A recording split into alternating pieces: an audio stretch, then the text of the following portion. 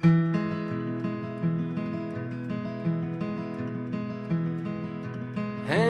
many roads must a man walk down before you call him a man? How many seas must the white dove sail before she sleeps in the sand? How many times?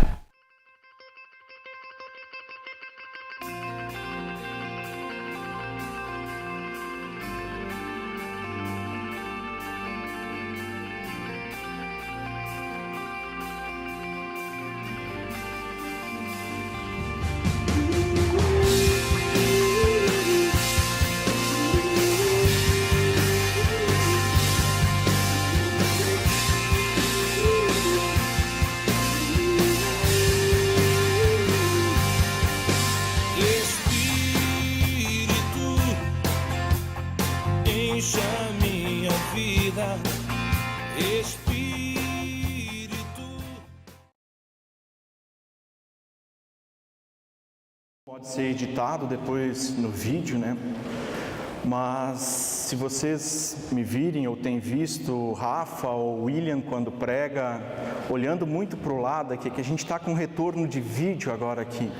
Então a tecnologia da comunidade está se superando. Eu estou com 2 microfones, já mais um controle. Eu não sei para que lado eu olho. Não, estou brincando, eu sei. Segunda coisa que pode ser editada. Eu fiquei pensando como eu faria, porque semana passada, quando o pastor Rafael pregou, ele deixou aqui do lado esquerdo um tanque de combustível. E eu fiquei pensando, vou falar hoje sobre o consumo excessivo da agenda cheia. Como eu ilustro essa história?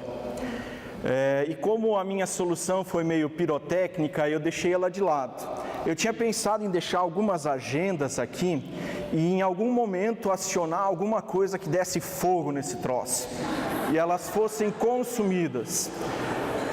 Tinha o risco do templo, né, porque é patrimônio histórico e não ia ser bem aquilo que eu ia falar hoje à noite. Então, deu. Dito isso, agora a edição pode cortar isso do vídeo depois. Nós queremos nessa noite falar sobre o consumo excessivo da agenda cheia. Para quem está chegando na primeira semana dessa série, semana passada, pastor Rafael trouxe a palavra, nos falando de algumas coisas. Nós temos trabalhado nessa série a partir de um livro onde o pastor Wayne Cordeiro dá o testemunho de um episódio de burnout que aconteceu com ele. Se você quiser comprar o livro, nós não estamos copiando aquilo que ele escreveu, mas o livro nos inspirou a isso.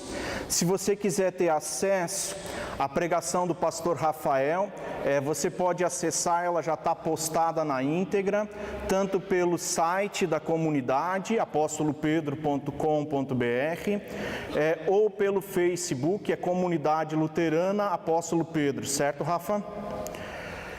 Se você quiser retomar o que foi falado então semana passada. Dito isso, nosso tema ele se desdobra nessa noite em algumas questões um pouco mais específicas.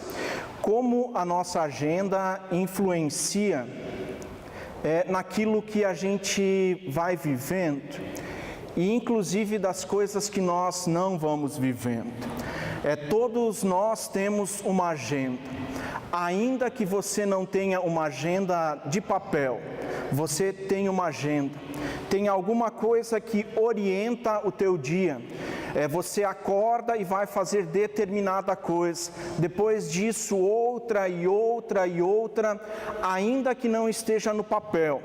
Você tem uma agenda, você tem um rito, você tem algo que você segue, mesmo que seja instintivamente. E para você que faz assim, eu queria deixar um pequeno alerta aqui. É pior não ter uma agenda no papel, porque as coisas vão rolando e a gente vai deixando de fazer aquilo que queria, para fazer as coisas que vão aparecendo no meio disso tudo. A Noeli citou o estudo com crianças e a gente teve olhando algumas coisas, a Graziela também citou isso, como isso tem acontecido também na adolescência. Eu estou em Jaraguá agora já há 12 anos. E na minha região é um pouco diferente, criança e adolescente, pode ser criança e adolescente. Aqui quando eu cheguei, primeiro ano do ensino confirmatório, quando de repente vinham pais ou mães dizendo, fulano não vem hoje porque ele tem um campeonato de natação. Fulano não vem hoje porque ele tem um campeonato de futebol, de vôlei ou de qualquer outra coisa. Não tem problema nisso. Eu pratiquei esporte, embora não pareça hoje, eu pratiquei esporte.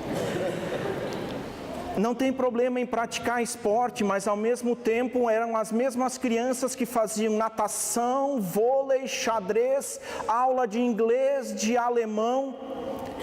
E aí não tinha tempo para o ensino confirmatório de fato, mas provavelmente também não tinha tempo para uma série de outras coisas que crianças e adolescentes precisam fazer. Se a nossa agenda está cheia, tomem cuidado para que vocês não façam com os filhos de vocês aquilo que vocês estão repudiando. Tomem cuidado para vocês não impor para os filhos de vocês aquilo que vocês não querem mais.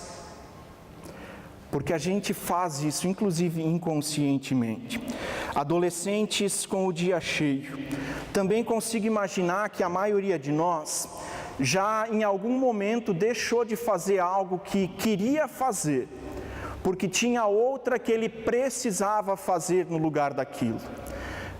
Pastor Rafael falou do churrasco e da picanha. E depois do culto alguns disseram, eu vou para casa rapidinho comer o meu sanduíche de presunto porque deu fome. A gente tem coisas que de repente vão corroendo e vão tirando aquilo que a gente gostaria de fazer e que enche o nosso tanque com coisas que a gente assumiu sem pensar nelas. Também é verdade que outras vezes quando a gente diz que não tem tempo, é apenas para dizer, não quero ir na tua casa, fulano. E isso não acontece com os pastores. Quando a gente diz, nós não podemos, e é porque a gente não pode mesmo. Não é só uma desculpa. Nós sobrecarregamos nossa agenda, nós passamos por situações assim. E também nós como pastores estamos sujeitos a isso. Dos pastores da Pedro, acho que nós três concordamos que eu sou o que tem menos dificuldade em dizer não posso fazer, certo, Rafael? De nós três, eu sou o que tem mais facilidade de dizer hoje não dá, essa semana não dá, vai ter que ficar para a semana que vem, mas isso não foi sempre assim. Antes de estudar teologia, eu fui sócio de uma fábrica de móveis lá no Rio Grande do Sul.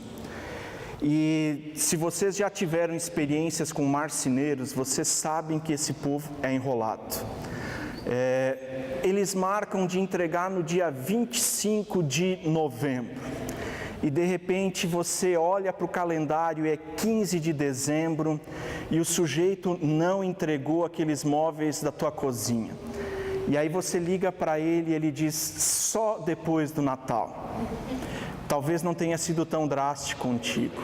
Eu fui sócio de uma fábrica de móveis e era constante que nós não cumpríamos o prazo. Não porque a gente era mal intencionado, mau caráter. Algumas coisas iam acontecendo no meio do processo que faziam que no final a gente não conseguisse cumprir prazo. E quando eu vendi a minha parte na fábrica e fui estudar teologia, eu tomei algumas decisões para facilitar a minha vida no que diz respeito ao tempo.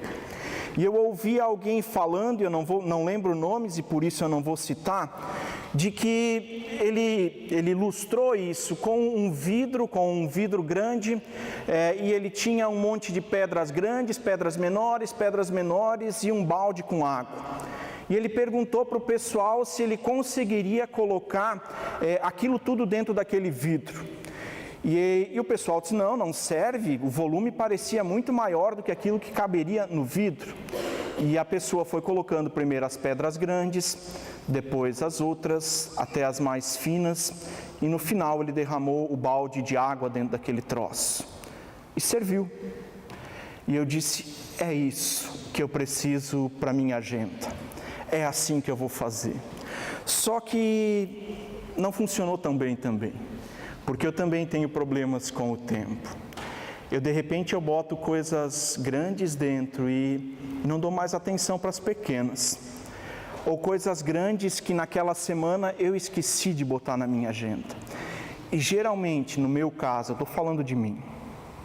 Geralmente, no meu caso, a coisa grande que eu deixei por último na agenda da minha semana foi a minha família.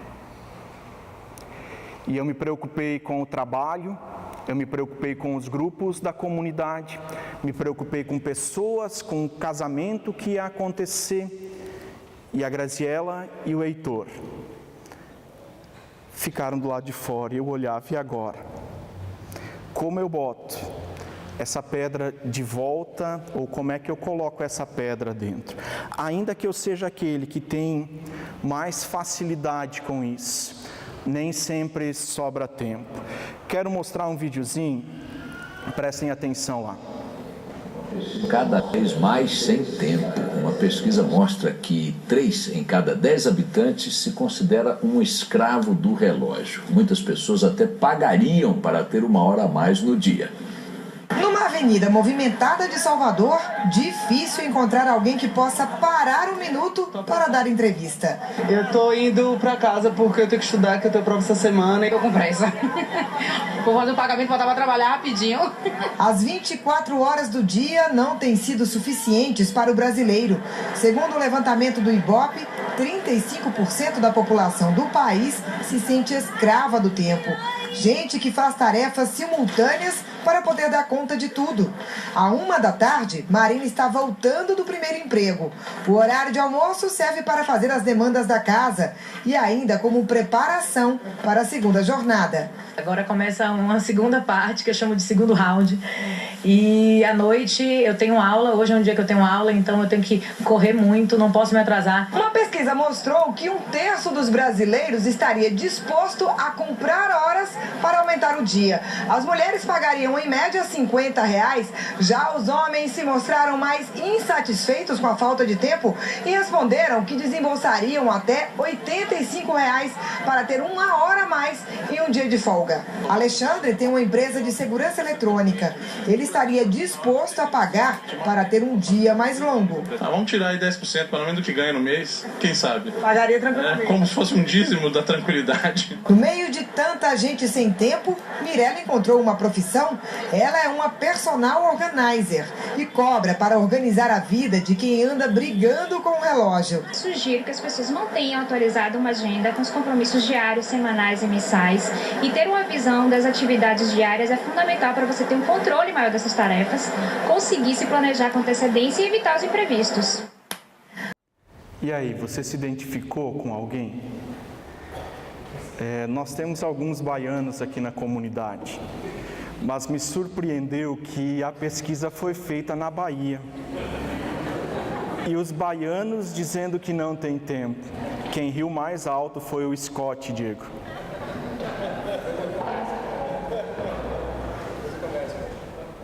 Você já pensou nisso também? De repente imaginar que seria possível comprar 1 hora a mais, 2 horas, porque você não está dando conta daquilo que o seu dia demanda. Se você já cogitou isso, é bem possível que a agenda esteja consumindo a tua vida. Eu venho de 2, 3 semanas onde eu tenho dormido pouco e eu preciso dormir pelo menos 7 a 8 horas para pensar bem e estar lúcido no outro dia. Senão eu começo a travar no meu raciocínio. Essas 3 semanas não foram apenas consumidas, ou meu sono dessas 3 semanas não foi consumido apenas pelo trabalho. Em algumas situações, sim, mas vou dar só um exemplo de como a gente consegue, de repente, jogar tempo fora. Quinta-feira deu aquela chuvarada toda aqui, talvez alguns de vocês tenham sido vítimas da enxurrada. E nosso pequeno grupo, nosso grupo familiar, foi cancelado por causa disso e eu não tinha agenda quinta-feira à noite. Eu fiquei em casa, cheguei cedo e o meu propósito na quinta-feira era: eu vou dormir cedo porque eu vou recuperar as minhas horas perdidas. Não paguei R$85 por elas, mas elas foram preciosas. Cheguei em casa, nós jantamos e eu liguei a televisão. E eu lembrei que o meu time da NFL ia jogar, Seattle Seahawks. E o jogo começou às 10h30. E o Heitor assistiu o primeiro quarto comigo. O Heitor foi dormir e eu fiquei. Graziela foi dormir e eu fiquei. O jogo terminou às 1h30. A gente tem compromissos, mas certamente nós também vamos chegar à conclusão que nós desperdiçamos do nosso tempo.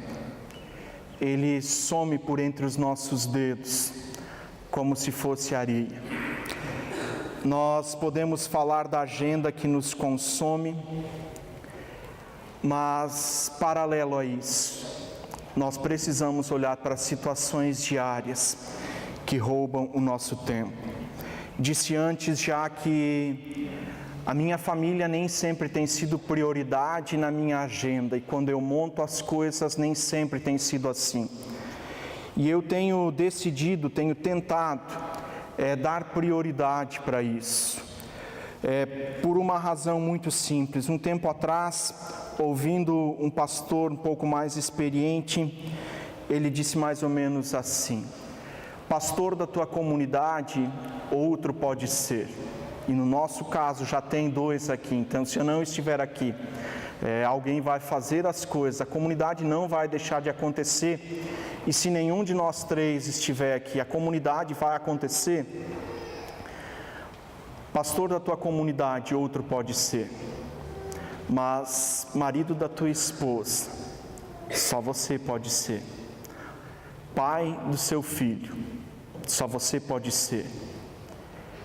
E eu tenho que reconhecer que quando eu falo de agenda que consome a minha vida, muito é porque eu tenho colocado outras coisas no lugar daquilo que é principal, e a minha queixa tem sido a falta de tempo.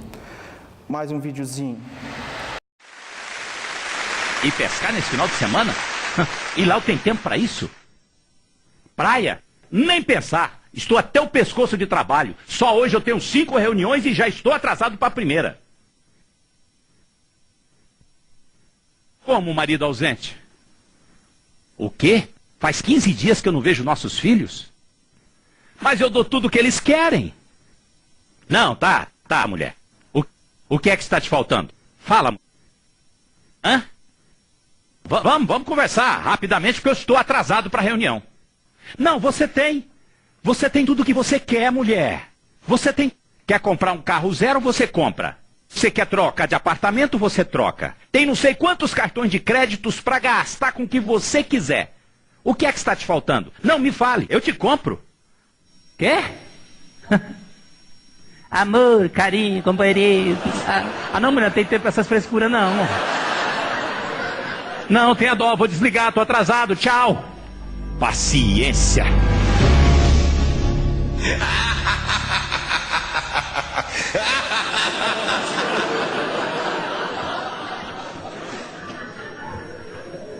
Que é isso, meu Deus do céu? Quem é você? Eu sou a morte. O que você está fazendo aqui? Chegou seu dia, eu vim te buscar.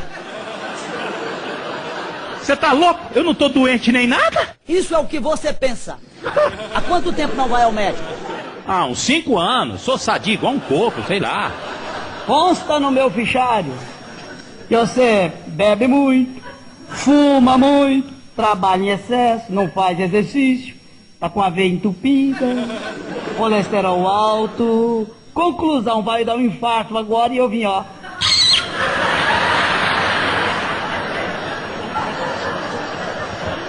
Espera aí. Você tá querendo dizer que eu vou morrer? Agora. Mas isso é uma injustiça, viu? Fique você sabendo que para ter uma velhice digna e de conforto, eu trabalhei para morrer. Verdade, trabalhou pra morrer. Se tivesse economizado energia, cuidado da saúde, podia viver mais uns 30, 40 anos, agora se lascou. Não, espera aí. Tem um mal entendido dessa história. Como é que é seu nome mesmo? Anjo da morte, mas pode me chamar de morte mesmo, sou simples. Sei. Dona Morte, você sabe que na vida é tudo uma questão de negócio, né? Só não tem jeito pra morte. Diga lá. Quanto é que você quer pra me deixar viver aqui mais 40 anos? Pode falar e eu vou fazer o cheque. À vista. Meu 40 filho, anos. Pode falar. Aqui é onde o filho chora e a mãe não vê. Você se lascou, meu filho, dessa vez. Sabe quantas pessoas tem na Terra? Bilhões. Sabe quantas vão estar vivas daqui a 120 anos? Nenhuma. Sabe por quê? Porque eu vou, ó. Uma por uma. Mas eu vou morrer? Agora. Eu vou deixar minhas empresas, meus negócios aqui, a minha família, a minha mulher, tão nova, tão bonita. Argumentos a gente tem, né? O vídeo é A Morte, de Newton Pinto e Tom Carvalho. É uma peça de teatro. De novo, alguém se identificou? A gente às vezes corre pensando num futuro distante, que talvez a gente não alcance, que talvez alguma coisa aconteça antes disso. E o vídeo termina dizendo: e agora? Quem fica com as empresas? Quem vai cuidar da minha linda esposa? Eu preciso dar mais tempo para minha família. Nós já falamos da agenda cheia, de que ela é cheia para todos nós, inclusive para crianças e adolescentes. Mas agora, como se dá esse consumo excessivo na nossa vida? O Tanque, se ele estivesse aqui, nos lembrava de que a analogia é com um carro e de andarmos com o tanque vazio. O consumo de combustível de um carro, ele acontece à medida que o motor funciona. Ainda que o carro não saia do lugar, nem para frente, nem para trás, o consumo de combustível acontece à medida que o motor do carro funciona. E existem coisas que fazem esse consumo ser maior que o normal. Eu listei algumas delas e talvez tenham outras porque não é a minha especialidade. Mau funcionamento de alguma parte mecânica. Alguma coisa não está funcionando bem e faz o consumo do veículo aumentar. Combustível ruim. E já tive experiência com isso também, que depois de abastecer num determinado posto, no nosso trajeto para o Rio Grande do Sul, o carro não andava mais como antes e a gasolina acabou bem mais rápido. Uso do ar-condicionado. Meus carros normalmente têm consumo baixo, porque o ar-condicionado ele está constantemente ligado. Trechos de muita subida. Se você já experimentou ir para São Bento e fazer a média ou subir para Curitiba, você percebeu que na subida o seu carro consome mais combustível. Ele tem que exercer mais força para ele alcançar o objetivo. Trânsito urbano e intenso. Não sei que carro você tem, qual média você faz dentro dessa cidade, dentro de Jaraguá do Sul. Mas nós não conseguimos fazer dentro de Jaraguá do Sul uma boa média. Porque quando não é uma sinaleira, um semáforo fechando, é um quebra-mola. E quando não é isso, é alguém andando na sua frente, conhecendo a cidade. Já perceberam como tem muita gente que anda em Jaraguá, olhando para os prédios e admirando a arquitetura, admirando o telefone público que está abandonado. Na minha impressão é só isso, porque tem gente que anda aqui como se eles não quisessem chegar em lugar nenhum. O trânsito urbano atrapalha, faz o consumo ser excessivo. E eu deixei por último porque é o meu caso mais grave. Alguém chuta qual é a última? O William. O William atrapalhou agora. A velocidade. Nós temos, nosso carro é um motor 1.4. E se eu andar com ele numa velocidade de 90 a 100 km por hora na rodovia, e isso é permitido na 101 até quase lá em casa, o consumo... Não entendi porque vocês estão rindo. Se eu andar nessa velocidade, o consumo do carro com o ar-condicionado ligado vai ser em torno de 14 km por litro. Perguntem quando foi a última vez que eu fiz isso. Não, ninguém tem coragem agora depois que o William dedurou, né? Eu não consigo andar nessa velocidade. Eu não vou dizer quanto, porque eu posso produzir provas contra mim com o vídeo. Mas quando nós vamos para o Rio Grande do Sul, a média baixa bastante. Porque eu ando mais rápido do que isso.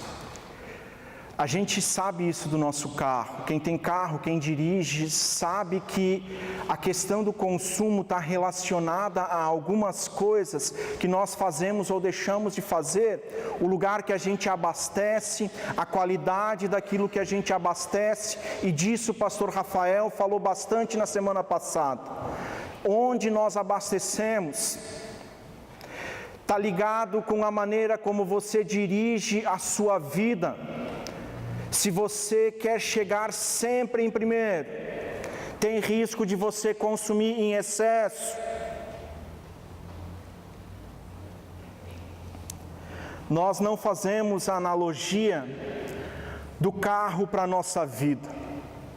E nós achamos que abastecendo ou nem abastecendo, nós achamos que indo ao máximo do que nós podemos, nós conseguiremos remir o nosso tempo. Palavras da Bíblia. Nós não conseguimos recuperar esse tempo e nós não vamos ter mais do que 24 horas em cada dia, e você não vai suportar uma carga, uma demanda excessiva. Nós conseguimos isso durante algum tempo da nossa vida. E também já teve época da minha vida que, além de trabalhar, eu estudava e eu consumia das minhas 24 horas com isso, em torno de 17 horas. Se eu tiver que fazer isso hoje, eu não duro uma semana.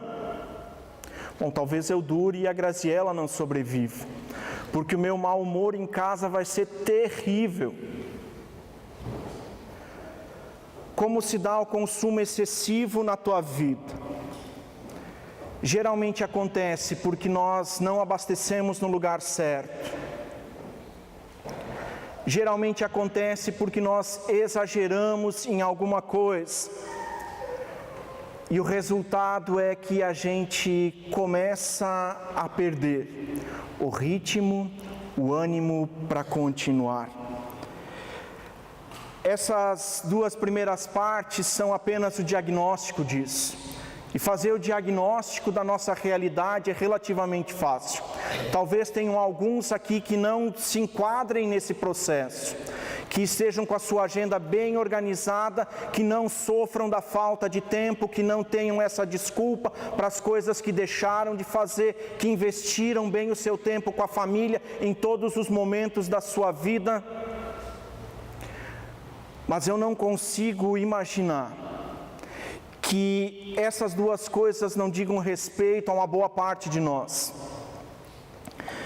Fazer o diagnóstico é fácil.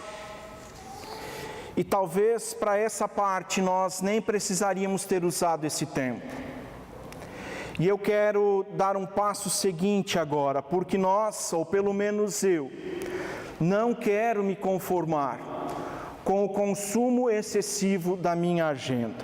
Se você trouxe Bíblia, Êxodo, Antigo Testamento, capítulo 18, versículos 13 a 17, Êxodo 18, versículos 13 até 17, nos conta a história da visita de Jetro a Moisés. Moisés era casado com a filha de Jetro. E ele traz uma palavra que certamente nós não gostamos de ouvir de ninguém, quanto mais de alguém da família. Versículo 13, então, diz assim: no dia seguinte, Moisés assentou-se para julgar as questões do povo, e este permaneceu em pé diante dele desde a manhã até o cair da tarde. Quando seu sogro viu tudo o que estava fazendo pelo povo, disse: que é isso que você está fazendo? Porque você só se assenta para julgar, e este povo espera em pé desde a manhã até o cair da tarde? Moisés respondeu: o povo me procura para que eu consulte a Deus. Toda vez que alguém tem uma questão, esta me é trazida e eu decido entre as partes, ensinando-lhe os decretos e as leis de Deus. 17. Respondeu o sogro de Moisés: o que você está fazendo não é bom. Você e o seu povo ficarão esgotados. Demais, você não pode executá-la sozinho. Li o 18 junto, que eu tinha esquecido de deixar na leitura. A visita do sogro, ela é pertinente e é muito boa para Moisés. A frase final não é uma frase que nós gostamos de ouvir, porque nós não gostamos que alguém venha e diga que algo que a gente está fazendo não é bom. Porque se a gente desconfiasse que aquilo não é bom, a gente deixaria de fazer ou tentaria fazer melhor. Mas a maioria das vezes nós precisamos que alguém de fora venha e diga alguma coisa nesse sentido. Provavelmente eu diria a frase de uma maneira muito semelhante à de Jetro: tá uma porcaria isso aí. Outros diriam essa frase com um pouco mais de amor e rodeariam um pouco, mas isso precisa ser dito. Do contrário, Moisés continuaria fazendo do mesmo jeito, e nem ele e nem o povo sobreviveriam. Você e o seu povo serão consumidos por essa agenda maluca que você estabeleceu. Jetro não questiona a necessidade de que o povo peça conselho. Jetro entende que isso é bom. O que Jetro questiona é que só Moisés faça isso. Segundo texto que eu quero ler com vocês, agora Novo Testamento, é Atos capítulo 6. Atos capítulo 6, versículos de 1 até 4.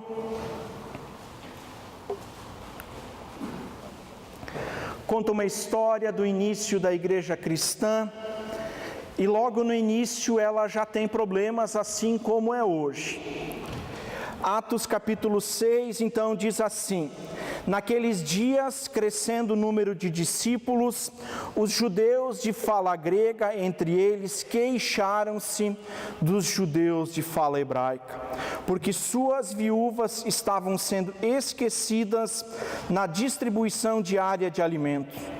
Por isso os 12 reuniram todos os discípulos e disseram: não é certo negligenciarmos o ministério da palavra de Deus, a fim de servir às mesas.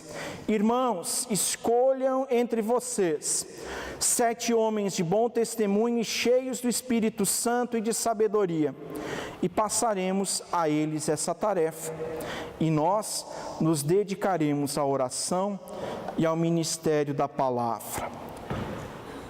Antigo Testamento, Novo Testamento, falando de situações onde a agenda imposta, a agenda praticada, prejudicava pessoas. Esse grupo que vai reclamar para os 12 poderia também ter dito isso: a agenda de vocês está muito cheia e vocês estão esquecendo de nós. Nesse caso, assim como no primeiro, a solução ela é rápida e fácil. Vamos dividir isso. Os dois textos nos falam da constatação de um problema e da solução que é criada naquele momento, para que a agenda não consuma, não prejudique pessoas. A primeira solução que os dois textos apresentam é: divida a carga. Tem coisas que eu e você carregamos que é carga para mais pessoas do que você consegue carregar sozinho. Isso pode ser na família, sim. Isso pode ser no trabalho. Isso pode ser nas mais diversas relações em que nós nos encontramos. Tem situações onde dividir a carga não é tão simples. Nos dois textos que nós lemos, Moisés poderia ter dito: mas eu sou o cara, só eu falo com Deus. O povo pode esperar, eles precisam de mim. Moisés não apresenta nenhuma desculpa diante das palavras do sogro dele. Ele ouve, e isso o texto não diz, mas eu consigo imaginar. Ele reconhece que aquilo que ele estava fazendo não era o melhor, e ele muda. No texto de Atos, a mesma coisa. Pedro poderia ter dito junto com os 12, não, assim como nós começamos a igreja, ela vai continuar. E se agora tem mais gente, isso é problema deles. A igreja começou assim, ela vai continuar assim. Quem distribui pão são esses, e fim de conversa. Os 12 não fazem isso. Eles dividem a carga.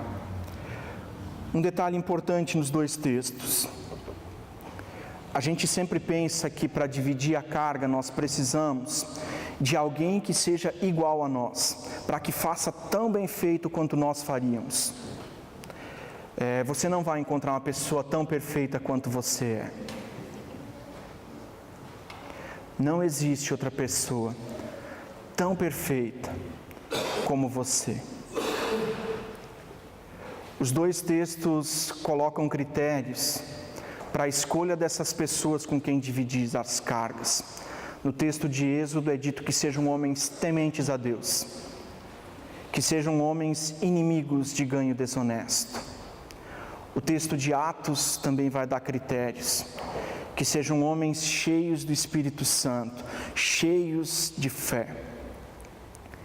Mas em nenhum dos dois fala que eles receberam um treinamento prévio de 15 anos antes de assumir aquelas funções. Bom, no texto de Atos a gente poderia dizer sim, a função era muito simples: pegar o pão e entregar na mão daqueles que estavam querendo. Talvez. O texto de Êxodo, no entanto, ele é complexo, porque a tarefa que está sendo delegada aos outros é de dar conselhos, assim como Moisés fazia. E não diz o texto, Jetro não diz isso, gasta 15 anos preparando eles, porque depois eles podem dar conselhos tão bons, tão perfeitos quanto os que você dá. Os textos sugerem apenas: divida a carga. É verdade que para dividir a carga, a gente tem que ter alguém que queira dividi-la conosco. E aqui, de novo, é algo que para nós tem sido surpreendente, sempre de novo no apóstolo Pedro. Nós conseguimos dividir as nossas cargas, não apenas porque nós somos 3 pastores hoje aqui, mas porque nós contamos com muitos de vocês, que ajudam a carregar o peso dessa comunidade. Mas nós precisamos de todos vocês. Se nós sonhamos com comunidade, se nós sonhamos com o Evangelho chegando às pessoas, nós precisamos de todos vocês. Nós queremos dividir as nossas cargas, nós não queremos carregá-las sozinhas. Segunda coisa que os textos nos mostram, ouçam o clamor. Tem pessoas que estão sofrendo por causa da tua agenda cheia. Tem pessoas que estão pagando um preço alto porque você tem dito que a sua agenda está cheia. Ouça esse clamor. Em Atos, a coisa era complicada e as pessoas estavam passando fome, porque ninguém percebia que isso estava acontecendo. E eles tiveram que se mobilizar para ir lá dizer: ouçam o nosso clamor. O texto de Êxodo, o povo nem está reclamando ainda. Mas Jetro percebe esse clamor e diz: vai ser o fim, tanto teu, meu genro preferido, do que desse povo que Deus confiou a ti. Ouça o clamor do povo. Terceira coisa, aprenda a equilibrar a tua agenda. Tem situações que nós não podemos jogar simplesmente para o ar a partir de hoje. Tem coisas que vão exigir de nós um tempo de adaptação, um tempo de transição para que a gente consiga fazer com que essa agenda não seja maior. Dizem que é dos grandões da Coca-Cola nos Estados Unidos, e ele então numa graduação de uma escola, de uma faculdade, ele disse assim: imagine que a vida é um jogo no qual você está equilibrando 5 bolas no ar.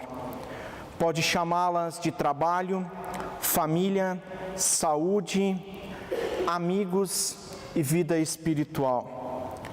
Você está conseguindo manter todas as 5 bolas no ar. Não demora muito, você descobre que o trabalho é como uma bola de borracha.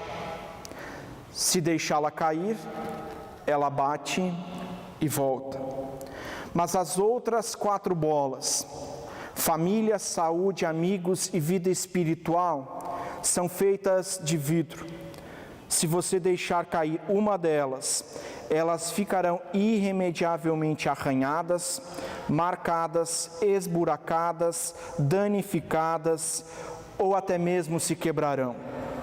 Elas nunca mais serão as mesmas. Você precisa entender isso e lutar para obter o equilíbrio em sua vida. Brian Disson. Aprenda a equilibrar a sua vida. O dia tem para todos nós 24 horas. Todos nós temos esse tempo disponível. Todos nós precisamos trabalhar, todos nós temos demanda com família, talvez alguns tenham a carga de ainda ter que estudar.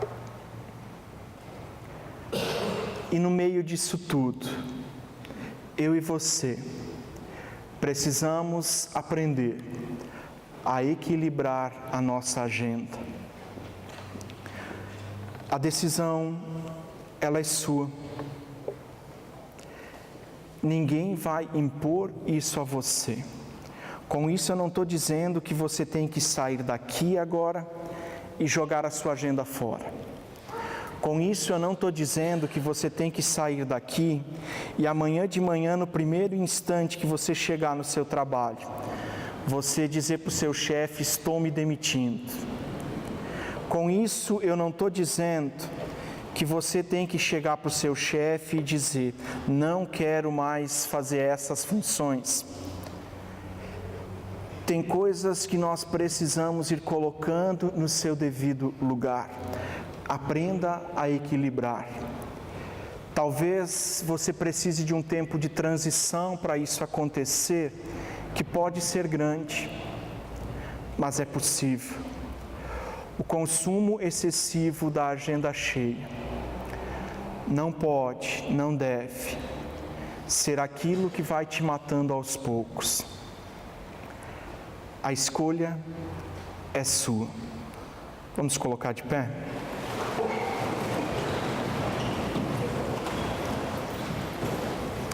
Feche os teus olhos. E eu quero convidar você a pensar alguns instantes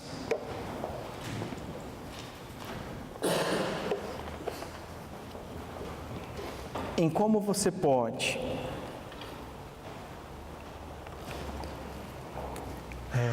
o que você precisa fazer para que o consumo não afete mais a tua vida, o consumo excessivo não aconteça. Mesmo que você fique parado, o consumo vai acontecer. Nós precisamos aprender a abastecer no lugar certo, com o melhor combustível, mas nós também precisamos aprender a dosar isso da maneira adequada. Tempo para o trabalho, tempo para a vida familiar, para o lazer, para os amigos e para a vida espiritual.